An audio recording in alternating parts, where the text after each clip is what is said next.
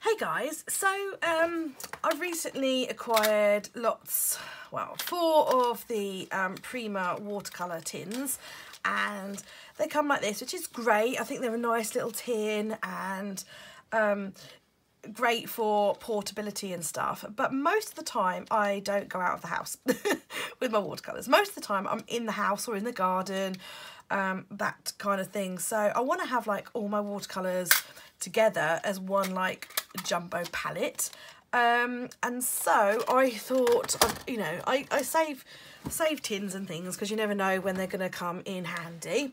So everything's sliding off my desk.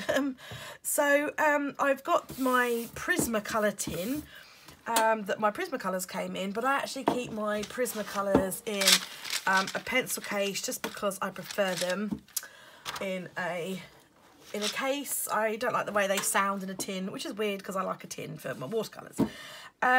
So yeah, I kept this because I thought, you never know, I thought maybe someday I'd want to put my Prismacolors back in them, or maybe I thought if I didn't get on with my Prismacolors then I could always sell them.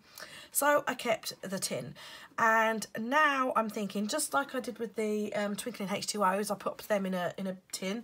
I thought I would make a palette, one jumbo palette out of all of the Prisma watercolours. Sorry, all of the Prima watercolours, and put them all in one tin together so that I have them all at hand. Obviously I would keep the smaller tins so that if I did ever want to make a travel palette, I could do that, take them back out again and do that. So yeah, that's what I'm going to do today. Anyway, jumping ahead of myself. So I'm not keen on how the tin looks as it is like that, so I thought I would change it up, decorate it and all that kind of stuff. I know I said that I would give Fluid Dirty Paws a little bit of a rest, but do you know what? I'm just totally obsessed by them. I cannot stop watching videos on them, and so I thought I'd give it another go. Because actually, even though I wasn't getting the cells, I did like the way that the pieces looked, particularly when I photographed them, and been using them from like collage backgrounds and stuff. So yes, I thought I would have a go and do another pour and try doing it on this tin. I have got nothing to lose. So yeah, so the first thing I'm going to do is I'm going to nab some sandpaper. I don't know how good it will be. Oh, it's pretty good. It's pretty good. I'm just going to rough up the surface of this tin just so that there's something to grab hold of. I was going to gesso it, but I'm not sure. I might just go for it. I'm not going to mix up my primary elements. I've already got some mixed up the Vivid Ultra Metallics acrylic paint. I've got the Guatemalan green and the Bolivian blue, and I've got the blue flame and the jasmine. I thought I would use those colours, possibly some white. I've got my silicone spray again, which I thought I would try. So yeah, I'm gonna get this party started. So I give it a really good sanding all over. The sandpaper works really well just to kind of rough up and scratch the surface, as I said, just so that the paint's got something to adhere to. And then I took a piece of kitchen towel, dampened it just a little bit with water, and then just wiped it all over the surface just to take off any of the dust. So then it's time to mix up my paints. So I just plop my paint into my cup, and I add a bit of the Liquitex, what's it called? I can't remember now. The stuff that makes it go more fluid, but I ran out of that.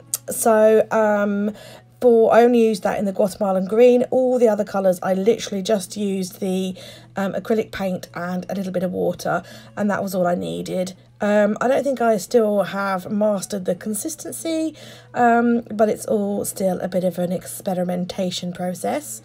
I gave them some really good liberal squirts of the silicone spray there, because last time I did this I only used like a couple of sprays and I really didn't get any cells or anything. So I thought, yay, I'm going to go to town. So then once I've got all my colours all ready to go, I just plopped in a random mix of colours into my extra cup.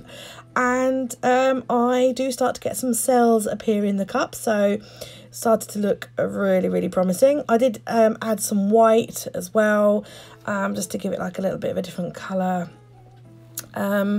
Yeah, so it looks pretty good.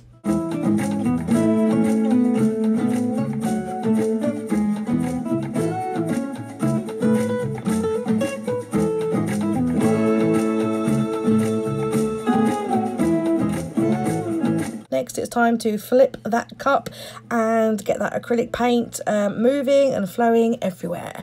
As you can see, I made a little bit of a mistake and I left the tin lid attached to the tin bottom, and all the paint pours over the side.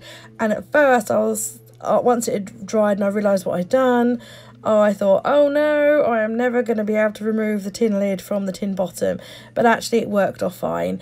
The only downside is I do have like drips that kind of like run down the side of the bottom of the tin, but I'm not too bothered about that. Kind of adds a bit of character. I might paint the bottom of the tin, I'm not 100% sure yet. So I didn't really get any cells going on in the artwork as I thought I was going to, judging by the cells that were starting to happen in the cup. But I don't mind that at all. I actually quite like how it looks in the end, and the vivid metallics really are very beautiful and metallic, especially that Guatemalan green. When it just catches the light, it looks absolutely beautiful and stunning, and the camera really doesn't do it justice. But there we go, guys. I hope you enjoyed another look at some fluid acrylic pourings, something just a little bit different.